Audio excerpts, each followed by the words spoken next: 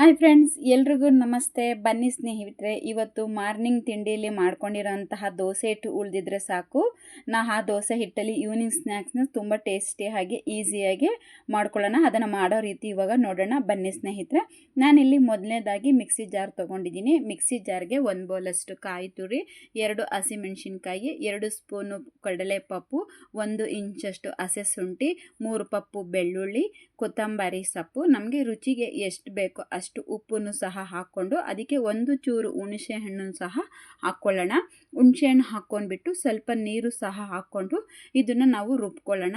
ಚಟ್ನಿ ಥರ ರುಬ್ಕೊಳ್ಳೋಣ. ಅದು ತುಂಬ ನುಣ್ಣಗೆ ರುಬ್ಬಾರ್ದು. ನೋಡಿ, ಈ ರೀತಿಯಾಗಿ ನಾನು ರುಬ್ಕೊಂಡಿದ್ದೀನಿ. ಇಷ್ಟು ರುಬ್ಕೊಂಡ್ರೆ ಸಾಕು. ಇದನ್ನು ಒಂದು ಬೌಲಿಗೆ ಹಾಕ್ಕೊಳ್ಳೋಣ. ಈ ಬೌಲೆಲ್ಲ ಹಾಕ್ಕೊಂಡಾಗಿದೆ. ಇದ್ರ ರುಚಿ ಹೆಚ್ಚಬೇಕು ಅಂದರೆ ಇದಕ್ಕೊಂಚೂರು ಒಗ್ಗರಣೆ ಹಾಕ್ಕೊಳ್ಳೋಣ ಸ್ನೇಹಿತರೆ. ಈಗ ನಾನು ಒಗ್ಗರಣೆಗೆ ಒಂದು ಬಾಣಲೆ ಇಟ್ಕೊಂಡಿದ್ದೀನಿ.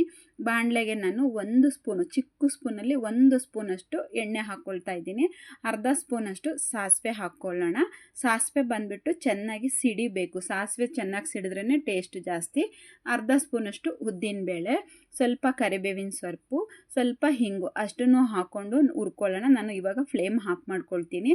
ಇದು ಬಾಣಲೆ ಬಿಸಿಗೇನೆ ಅದು ಹುರಿದೋಗುತ್ತೆ. ನಾನು ಫ್ಲೇಮ್ ಇನ್ನೂ ಇಟ್ಕೊಂಡ್ಬಿಟ್ರೆ ಸೀದೋಗ್ಬಿಡುತ್ತೆ. ಅದಕ್ಕೋಸ್ಕರ ಫ್ಲೇಮ್ ಆಫ್ ಮಾಡ್ಕೊಂಡು ತುಂಬ ಘಮ ಘಮ ಅಂತಿದೆ ಹಿಂಗು ಒಗ್ಗರಣೆ ಸ್ನೇಹಿತರೆ. ಇವಾಗ ಇದನ್ನು ತೊಗೊಂಡ್ಬಿಟ್ಟು ನಾವು ಚಟ್ನಿಗೆ ಹಾಕ್ಕೊಳ್ಳೋಣ. ಈ ಚಟ್ನಿಗೆ ಈ ಒಗ್ಗರಣೆ ಹಾಕ್ಕೊಳ್ಳೋದ್ರಿಂದ ಈ ಚಟ್ನಿದು ರುಚಿ ಸಹ ಹೆಚ್ಚುತ್ತೆ. ನೋಡಿ, ಇಷ್ಟೇ ಸಿಂಪಲ್ ಈಸಿಯಾಗಿ ನಾನು ಚಟ್ನಿ ಮಾಡ್ಕೊಂಡಿದ್ದೀನಿ. ರೆಡಿ ಆಯಿತು ಚಟ್ನಿ ಸ್ನೇಹಿತರೆ. ಇವಾಗ ಬಂದುಬಿಟ್ಟು ನಾನು ನೆಕ್ಸ್ಟು ಮತ್ತೆ ಒಂದು ಬಾಣಲೆ ಇಟ್ಕೊಂಡಿದ್ದೀನಿ. ಬಾಣಲೆಗೆ ನಾನು ದೊಡ್ಡ ಸ್ಪೂನಲ್ಲಿ 1 ಸ್ಪೂನಷ್ಟು ಎಣ್ಣೆ ಹಾಕ್ಕೊಳ್ತಾ ಇದ್ದೀನಿ. ಎಣ್ಣೆಗೆ ನಾನಿಲ್ಲಿ 2 ಇಂಚಷ್ಟು ಹಸೆ ಶುಂಠಿನೇ ಕಟ್ ಮಾಡಿ ಹಾಕ್ಕೊಳ್ತಾ ಇದ್ದೀನಿ.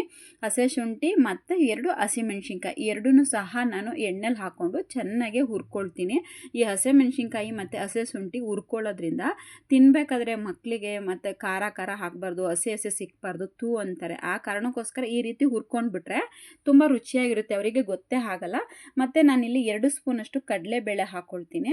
ನಾನು ಹಸಿಮೆಣ್ಸಿನ್ಕಾಯಿನೂ ಮತ್ತು ಶುಂಠಿ ಮಾತ್ರ ಹೈ ಫ್ಲೇಮಲ್ಲಿ ಹುರ್ಕೊಳ್ತೀನಿ. ಕಡಲೆಬೇಳೆ ಬಂದುಬಿಟ್ಟು ಲೋ ಫ್ಲೇಮಲ್ಲಿ ನೀಟಾಗಿ ಹುರ್ಕೊಬೇಕು. ಅದನ್ನು ಸೀಸ್ಕೋಬಾರ್ದು, ಟೇಸ್ಟ್ ಹೋಗ್ಬಿಡುತ್ತೆ. ಅದ್ರ ಜೊತೆಲಿ ಸ್ವಲ್ಪ ಕರಿಬೇವಿನ ಸೊಪ್ಪು ಹಾಕ್ಕೊಳ್ತೀನಿ.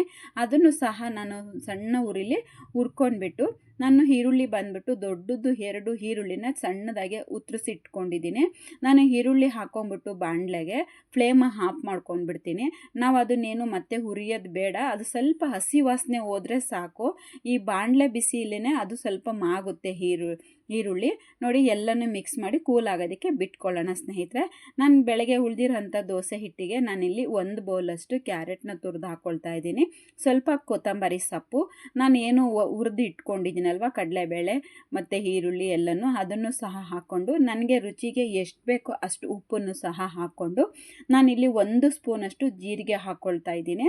ನಾನು ಜೀರಿಗೆ ಬಂದುಬಿಟ್ಟು ಯಾಕೆ ಒಗ್ಗರಣೆಗೆ ಹಾಕ್ಕೊಂಡಿಲ್ಲ ಅಂದರೆ ಅದು ಒಗ್ಗರಣೆಗೆ ಹಾಕಿದ್ರೆ ರುಚಿ ಬರಲ್ಲ. ಈ ರೀತಿ ಹಸೆದಾಗ ಹಾಕ್ಕೊಂಡ್ರೆ ಅದು ರುಚಿ ತುಂಬ ಚೆನ್ನಾಗಿರುತ್ತೆ. ಯಾಕಂದರೆ ಇವಾಗ ನಾನು ಬೇಯಿಸ್ತೀನಲ್ವ, ಬಾಯಿಗೆ ಜಗಿಬೇಕಾದ್ರೆ ಅದ್ರ ಫ್ಲೇವರ್ ತುಂಬ ಚೆನ್ನಾಗಿರುತ್ತೆ. ಅದಕ್ಕೋಸ್ಕರ ನಾನು ಉರಿಬೇಕಾದ್ರೆ ನಾವು ಜೀರಿಗೆನ ಹಾಕ್ಕೋಬಾರ್ದು. ಈ ರೀತಿಯಾಗಿ ಮಿಕ್ಸ್ ಮಾಡಬೇಕಾದ್ರೆ ಹಾಕ್ಕೊಂಡು ನೀಟಾಗಿ ಎಲ್ಲ ಮಿಕ್ಸ್ ಮಾಡ್ಕೊಂಡಿದ್ದೀನಿ ಸ್ನೇಹಿತರೆ. ಈಗ ಇದು ರೆಡಿ ಆಗಿದೆ. ಇವಾಗ ನಾನು ಪಡ್ಡು ಮೇಕರ್ ತೊಗೊಂಡು ಬಿಸಿಗೆ ಇಟ್ಕೊಂಡಿದ್ದೀನಿ. ಅದಕ್ಕೆ ಬಂದುಬಿಟ್ಟು ಎಣ್ಣೆ ಹಾಕ್ಕೊಳ್ತಾ ಇದ್ದೀನಿ. ಎಣ್ಣೆ ಇಲ್ಲ ಅಂದರೆ ತುಪ್ಪ ಹಾಕ್ಕೋಬೋದು. ನಮಗೆ ತುಪ್ಪಗಿನ್ನ ಇನ್ನೂ ರುಚಿ ಹೆಚ್ಚಬೇಕು ಅಂದರೆ ಬಟರ್ ಹಾಕ್ಕೊಂಡ್ರೆ ಮಾತ್ರ ತುಂಬ ಚೆನ್ನಾಗಿರುತ್ತೆ ಸ್ನೇಹಿತರೆ. ನಮ್ಮ ಅನುಕೂಲ ತಕ್ಕನಾಗೆ ನಾವು ಏನು ಬೇಕಾದ್ರೂ ಹಾಕ್ಕೋಬೋದು. ಬಟ್ ರುಚಿ ಹೆಚ್ಚಬೇಕು ಅಂತಂದರೆ ಬಟರು ಹಾಕ್ಕೊಂಡ್ರೆ ತುಂಬ ಚೆನ್ನಾಗಿರುತ್ತೆ. ನಾನಿಲ್ಲಿ ಬಂದುಬಿಟ್ಟು ಸ್ಟಾರ್ಟಿಂಗ್ ಬಂದುಬಿಟ್ಟು ರೌಂಡ್ ಸುತ್ತ ಹಾಕ್ಕೊಳ್ತೀನಿ. ಸೆಂಟ್ರಿಗೆ ಫಸ್ಟ್ ಹಾಕ್ಕೊಳ್ಳಲ್ಲ. ಯಾಕಂದರೆ ಸೆಂಟ್ರಲ್ಲಿ ಫ್ಲೇಮು ಇರುತ್ತಲ್ಲ, ಗ್ಯಾಸ್ದು ಫ್ಲೇಮ್ ಇರುತ್ತೆ. ಬೇಗ ಸೆಂಟ್ರಲ್ಲಿ ಹಾಕ್ಕೊಂಡ್ಬಿಟ್ರೆ ಸೀದೋಗ್ಬಿಡುತ್ತೆ. ಅದಕ್ಕೋಸ್ಕರ ನಾವು ಯಾವಾಗ್ಲೂ ಪಡ್ಡು ಮಾಡಬೇಕಾದ್ರೆ ಫಸ್ಟು ರೌಂಡ್ ಫಿಲ್ ಮಾಡಾದ್ಮೇಲೆ ಸೆಂಟ್ರಿಗೆ ಫಿಲ್ ಮಾಡ್ಕೊಬೇಕು ಸ್ನೇಹಿತರೆ. ಯಾಕಂದರೆ ಅದು ಹೇಳಿದ್ನಲ್ಲ, ಉರಿ ಬಂದುಬಿಟ್ಟು ಸೆಂಟ್ರಲ್ಲಿ ಇರುತ್ತಲ್ಲ, ಬೇಗ ಸೀದೋಗ್ಬಿಡುತ್ತೆ ಎಲ್ಲನೂ ಹಾಕ್ಕೊಂಬರೋಷ್ಟರಲ್ಲಿ. ಅದಕ್ಕೋಸ್ಕರ ಈಗ ಇದಕ್ಕೆ ಮೇಲ್ಗಡೆ ನಾನು ಮತ್ತೆ ಸ್ವಲ್ಪ ಎಣ್ಣೆ ಹಾಕ್ಕೊಳ್ತಾ ಇದ್ದೀನಿ. ಎಣ್ಣೆ ಹಾಕ್ಬಿಟ್ಟು ಇದೊಂದು 7 ನಿಮಿಷದಷ್ಟು ಮುಚ್ಚಿಬಿಟ್ಟು ಸ್ಟೀಮ್ ಮಾಡ್ಕೊಳ್ಳೋಣ. ತುಂಬ ಚೆನ್ನಾಗಿರುತ್ತೆ. ಎಷ್ಟು ಕ್ರಿಸ್ಪಿಯಾಗಿರುತ್ತೆ ಅಂದರೆ ನೋಡಿ, ಸ್ಟೀಮ್ ಆಗಿದೆ. ಇವಾಗ ನಾನು ತೆಗ್ದಿದ್ದೀನಿ. ಈಗ ಉಲ್ಟಾ ಮಾಡ್ಕೊಳ್ಳೋಣ. ಉಲ್ಟವನ್ನು ಸಹ ಮಾಡಿಕೊಂಡು ನಾವು ಸ್ವಲ್ಪ ಬೇಯಿಸ್ಕೊಳ್ಳೋಣ. ಮತ್ತು ಒಂದು 5 ನಿಮಿಷ ಮಂದ ಉರಿಲಿ ಬೇಯಿಸ್ಕೊಳ್ಳೋಣ. ಇದನ್ನು ನೋಡಿ ತೆಗಿತಾ ಇದ್ರೆ ಎಷ್ಟು ಕ್ರಿಸ್ಪಿ ಕಾಣ್ತಿದೆ ನೋಡಿರಿ. ನಾನು ಹಂಗೂ ಲಾಸ್ಟಲ್ಲಿ ಹಾಕ್ಕೊಂಡಿದ್ದೀನಿ ಸೆಂಟ್ರಲ್ಲಿ, ಆದರೂ ನೋಡಿ ಅದಷ್ಟು ಸೀದಂಗೆ ಆಗಿದೆ. ಅದಕ್ಕೋಸ್ಕರ ನಾನು ಸೆಂಟ್ರಲ್ಲಿ ಲಾಸ್ಟಲ್ಲಿ ಹಾಕ್ಕೋಬೇಕು ಅಂತ ಹೇಳೋದು. ನೋಡಿ ಎಲ್ಲನೂ ಹಾಕ್ಕೊಂಡು ಮತ್ತೆ ನಾನು 5 ನಿಮಿಷಗಳ ಕಾಲ ಉಲ್ಟಾ ಬೇಯಿಸ್ಕೊಂಡಿದ್ದೀನಿ ಸ್ನೇಹಿತರೆ.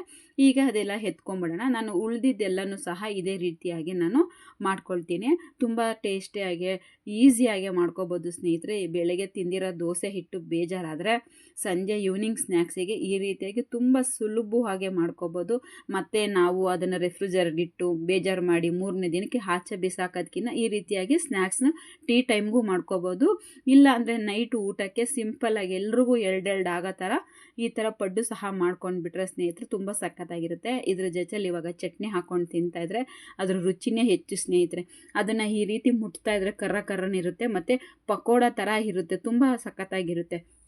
ಇದ್ರ ಜೊತೆಗೆ ಲೈಟಾಗಿ ಒಂದು ಅನ್ನ ರಸ ಮಾಡ್ಕೊಂಬಿಟ್ರೆ ಈವ್ನಿಂಗ್ ಊಟನೂ ಆಗೋಗುತ್ತೆ ಸ್ನೇಹಿತರೆ. ಈ ರೀತಿ ತುಂಬ ಸುಲಭವಾಗಿ ಮಾಡ್ಕೋಬೋದು.